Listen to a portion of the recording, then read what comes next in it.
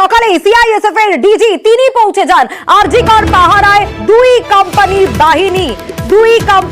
বাহিনী আরজি কর পাহারায় হাসপাতালের ভিতরে নিরাপত্তায় সিআইএসএফ এবং হাসপাতালের বাইরেও নিরাপত্তায় কলকাতা পুলিশ থাকবে। এবং আজ হাসপাতাল পরিদর্শনে যেমনটা আপনাদের জানাচ্ছিলাম সিআইএসএফ এর আইজি ডিআইজি তারা কিন্তু পৌঁছে যান একেবারে সকালে বিকেলে এবং আরজি করে পাহারায় দুই কোম্পানি বাহিনী থাকবে কাল থেকে।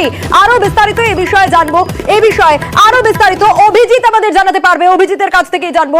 অভিজিৎ, একটা বিষয় স্পষ্ট যে সুপ্রিম কোর্টের নির্দেশ তারপরেই এই তৎপরতা।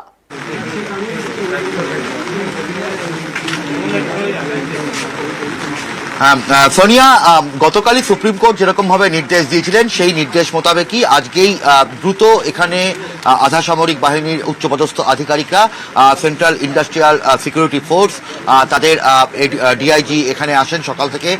এখানে হাসপাতাল চত্বরে আরজি কর হাসপাতাল চত্বরের বিভিন্ন জায়গা তিনি ঘুরে দেখেন, এখানকার আধিকারিকদের সঙ্গে কথা বলেন এবং পাশাপাশি তিনি দুপুরেই লালবাজারে যান এবং সেখানে গিয়ে লালবাজারে পুলিশ কর্তাদের সঙ্গে আলোচনা করেন।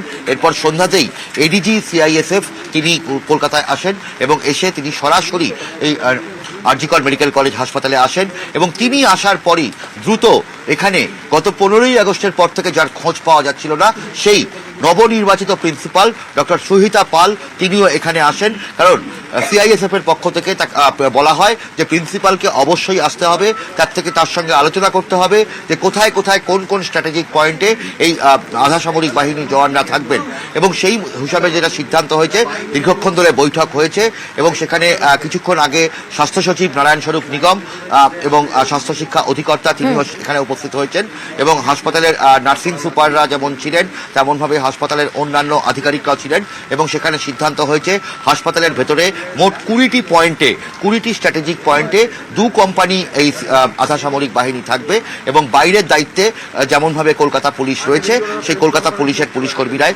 তারা নিরাপত্তার দায়িত্বে থাকবে। অর্থাৎ আগামীকাল থেকে বোঝাই যাচ্ছে যে মাছি গলার হয়তো কোনো উপক্রম থাকবে না এই আরজি কর মেডিকেল কলেজ হাসপাতালে, এমনটাই সিদ্ধান্ত হয়েছে। তবে এই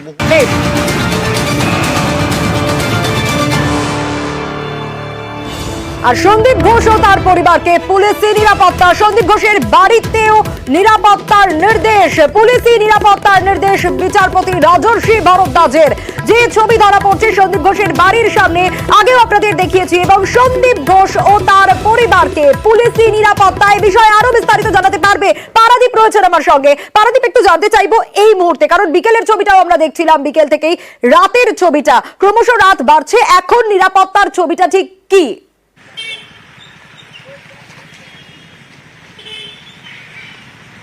সোনিয়া, তুমি জানো আরজি কর কাণ্ডে বারে বারে নাম এসেছে আরজি কর মেডিকেল কলেজের প্রাক্তন অধ্যক্ষ সন্দীপ ঘোষের এবং গত কয়েকদিন আগেই যেদিন থেকে এই ঘটনার পরিপ্রেক্ষিত শুরু তখন সন্দীপ ঘোষের যিনি শ্বশুরমশাই রামকৃষ্ণ দাস তিনি মামলা করেন যে তিনি এবং তার পরিবার অর্থাৎ সন্দীপ ঘোষের পরিবার তারা নিরাপত্তার অভাবে ভুগছেন এবং এই একটি বিষয় একটি পরিপ্রেক্ষিতে একটি মামলা করেন এবং এই মামলার পরিপ্রেক্ষিতে বিচারপতি রাজর্ষি ভরদ্বাজ, যেমনটা তুমি জানালে, তিনি আজ বাকপোকও রাখা যাবে না এবং সেই নির্দেশ অনুযায়ী এই মুহূর্তে আমরা সন্দীপ ঘোষের বাড়ির সামনে রয়েছি, ঠিক সুভাষ সরোবর লাগোয়া, বেলেঘাটা সুভাষ সরোবর লাগোয়া এবং সেখানে এই মুহূর্তে কিন্তু পুলিশের কলকাতা পুলিশের আমরা দেখতে পাচ্ছি একটি বড় ভ্যান এসে দাঁড়িয়েছে এবং সেখানে তার ভেতরে কিন্তু পুলিশের যারা আধিকারিক বা পুলিশের যারা কর্মী তারা রয়েছেন এবং ঠিক ঢিলছোড়া দূরত্বে সন্দীপ ঘোষের বাড়ি। কিন্তু পাড়ার প্রতিবেশী যারা আছেন তারা যেটা জানাচ্ছেন যে গত কয়েকদিন এই বাড়িতে তারা অন্তত কাউকে দেখেননি। হ্যাঁ, সন্দীপ ঘোষ সকালবেলা বেরিয়েছেন, রাত্রিবেলা ফিরেছেন, সেটুকুই তারা দেখেছেন, কিন্তু বাকি কেউ এই মুহূর্তে বাড়ির ভেতরে আছেন কিনা সে সম্পর্কে পাড়ার প্রতিবেশীরা সঠিকভাবে কোনো কিছু বলতে পারছেন না। এবং একই সঙ্গে তোমায় জানাবো যে এই আজকের আদালতের রায়ের আগেই, আজকে যখন আদালতে এই শুনানি চলছিল তখন রাজ্যের পক্ষ থেকে কিন্তু বলা হয়েছে সন্দীপ ঘোষের নিরাপত্তার ক্ষেত্রে এর আগেই রাজ্য ব্যবস্থা নিয়েছে এবং রাজ্য পুলিশের পক্ষ থেকে ইতিমধ্যেই আদালতের নির্দেশনামার আগেই কিন্তু সশস্ত্র পুলিশ বাহিনী তারা তার বাড়ির সামনে মোতায়েন ছিল যদিও, এবং এখানে যারা ডিউটি করছিলেন পুলিশ কর্মী, পুলিশ আধিকারিক, তারাও বলছিলেন যে তারা আজ বলে নয়, গত কয়েকদিন ধরেই তারা বেলেঘাটা সুভাষ সরোবর লাগোয়া সন্দীপ ঘোষের বাড়ির সামনে তারা এই নিরাপত্তার দায়িত্বে রয়েছেন। এবং একই সঙ্গে একদম পারাদীপ, সেই ছবিটাই আমরা দেখছিলাম। আর এই সন্দীপ ঘোষ আরজি করের প্রাক্তন অধ্যক্ষ, যার বিরুদ্ধে ভুরি ভুরি দুর্নীতির অভিযোগের তালিকা দীর্ঘ। দেখুন, নানা অভিযোগ, নানা দোষ, নিশানায় সন্দীপ ঘোষ। আরজি করের প্রাক্তন অধ্যক্ষ, যার বিরুদ্ধে অভিযোগের পাহাড়।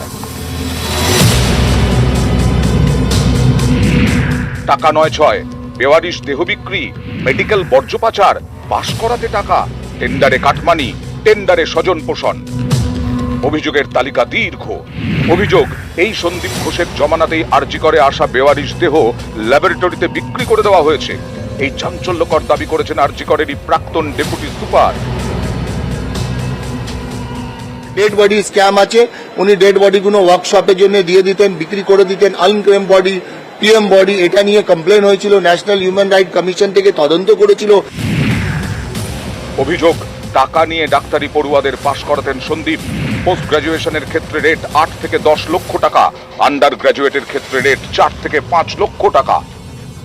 ইচ্ছে করে করানো হতো, এরকম অনেক ছেলে আছে যাদের ফেল করিয়ে পাস করানো হয়নি। ইন্টার্নশিপ কমপ্লিশন খোঁজ করুন, অনেক ছেলে আছে যাদের ক্যারিয়ার উনি নষ্ট করে দিয়েছিলেন। এরকম বহু অভিযোগ ওনার বিরুদ্ধে আছে। সমস্ত একটা ইয়ারে একটা করে ফাইনাল পরীক্ষা হয়, সেই ফাইনাল পরীক্ষাতে তার প্রিয় পাত্রদের বেশি নাম্বার পাইয়ে দেওয়া এবং যারা প্রতিবাদ করতো বিভিন্ন ইস্যুতে তার বিরুদ্ধে, তার যত দুর্নীতি আছে সেই দুর্নীতির বিরুদ্ধে তাদেরকে ফেল করিয়ে দেওয়া এবং একজনকে একাধিকবার ফেল করিয়ে দেওয়া, এই অভিযোগ বহু ছাত্ররা বহুবার করেছে এবং সামনাসামনি করেছে। অভিযোগ, সন্দীপ ঘোষ অধ্যক্ষ থাকার সময় ব্যবহার হয়ে যাওয়া সিরিঞ্জ, স্যালাইনের বোতল, রাবার গ্লাভস, হ্যান্ড গ্লাভসে সব মেডিকেল বর্জ্য পাচার করা হতো। এ নিয়ে তদন্ত হয় বলে দাবি আরজি করের প্রাক্তন ডেপুটি সুপার আক্তার আলীর। বায়োমেডিক্যাল স্ক্যাম, বায়োমেডিক্যাল ওয়েস্ট, যেটা সিরিঞ্জ ইউজ, স্লাইন বোতল, রাবার গ্লাভস, হ্যান্ড গ্লাভস, এগুলো ইউজ, সেটাকে চ্যানেলাইজ করে কিছু বাংলাদেশি সিটিজেন এটাকে নিয়ে যাচ্ছিল এবং ওখানে গিয়ে রিসাইকেল করছিল। অভিযোগ, সন্দীপের জমানায় মাত্র 3 জন ঠিকাদার যাবতীয় কাজের বরাত পেতেন।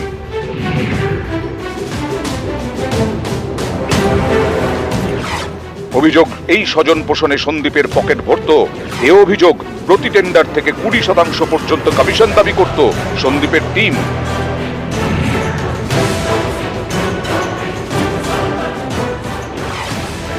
অভিযোগ, আরজি কর হাসপাতালে বেআইনিভাবে পার্কিং এবং ক্যান্টিনও চালু করেন এই সন্দীপ ঘোষ। আন্ডার গ্রাজুয়েটদের কাউন্সেলিং এর খরচেও টাকা নয় ছয়ের অভিযোগ উঠেছে। সন্দীপের আমলেই কাউন্সেলিং এ মাত্র 17 দিনে 14 লক্ষ টাকারও বেশি খরচ করা হয় বলে অভিযোগ।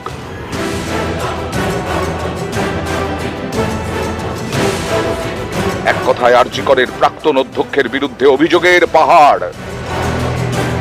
টাকা নয় ছয়, বেওয়ারিশ দেহ বিক্রি, মেডিকেল বর্জ্য পাচার, পাশ করাতে টাকা, টেন্ডারে কাটমানি, টেন্ডারে স্বজন পোষণ। সন্দীপ ঘোষের বিরুদ্ধে অভিযোগের তালিকা দীর্ঘ। নিউজ 18 বাংলা।